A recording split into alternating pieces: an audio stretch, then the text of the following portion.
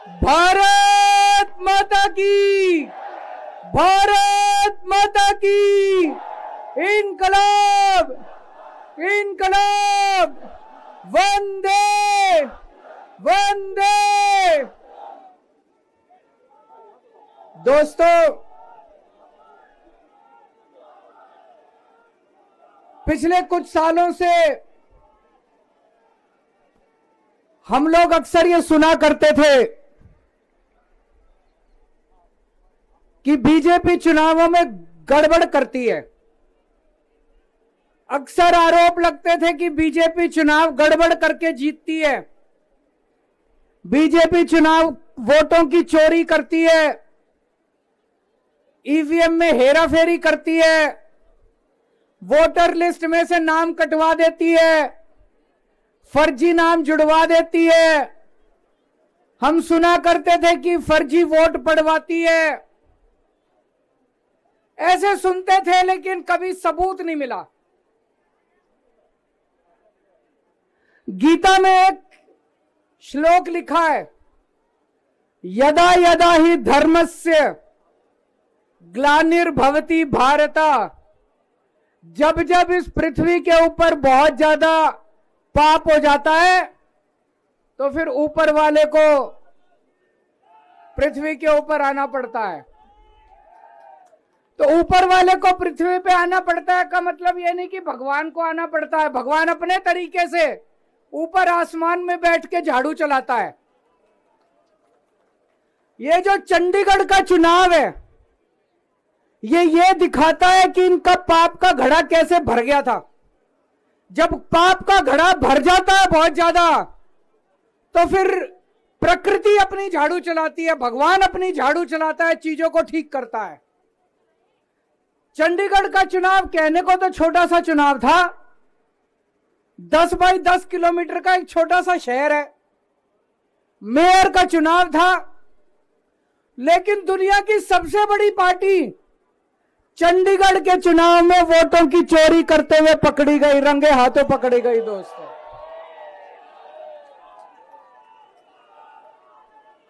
इनकी किस्मत खराब थी, इनकी किस्मत खराब थी।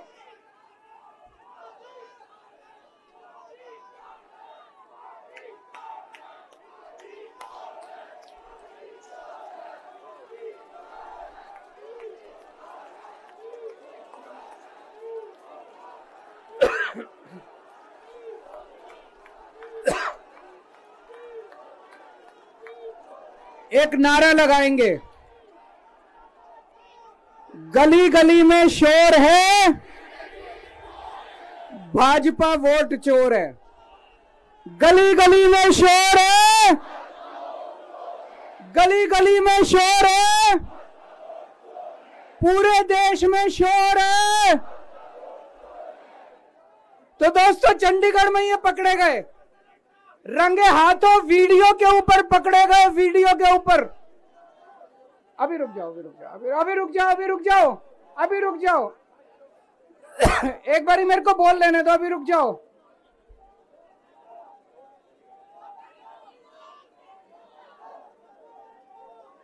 दोस्तों,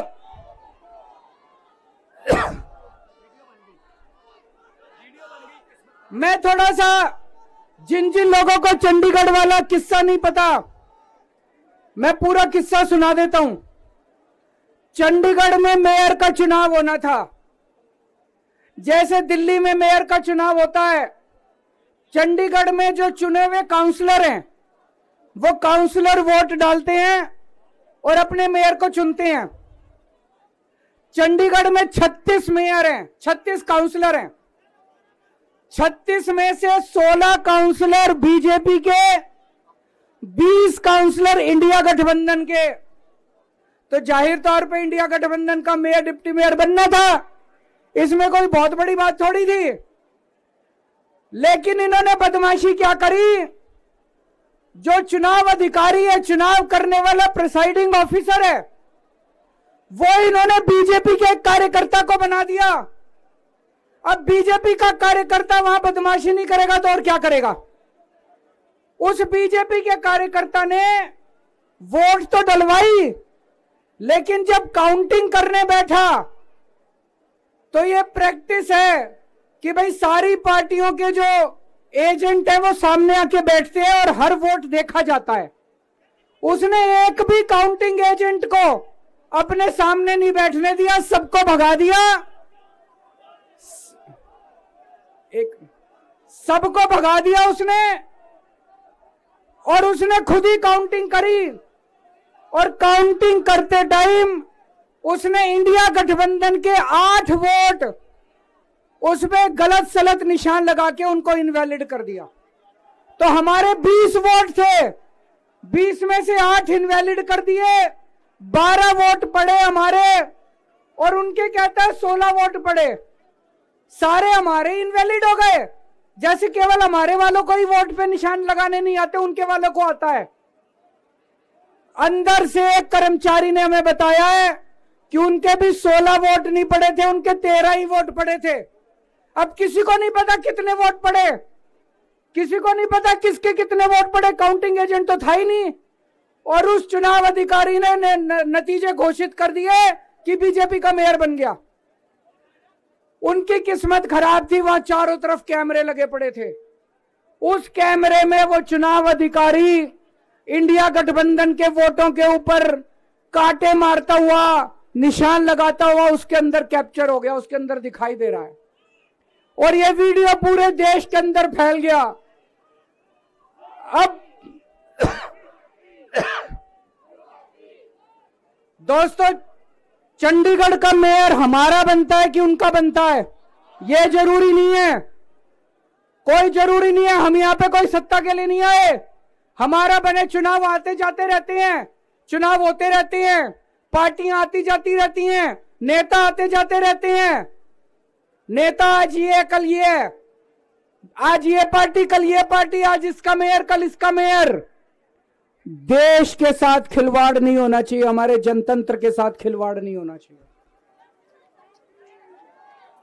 इन्होंने जो चुनाव के साथ खिलवाड़ करना शुरू किया है, इन्होंने जो जनतंत्र के साथ खिलवाड़ कैमरे के अंदर पकड़े गए, अगर ये चंडीगढ़ जैसे छोटे से चुनाव में इतनी बड़ी गड़बड़ कर सकते हैं तो जाहिर है लोकसभा के और विधानसभा के चुनाव में तो पता नहीं कितनी बड़ी गड़बड़ करते होंगे, है कि नहीं है?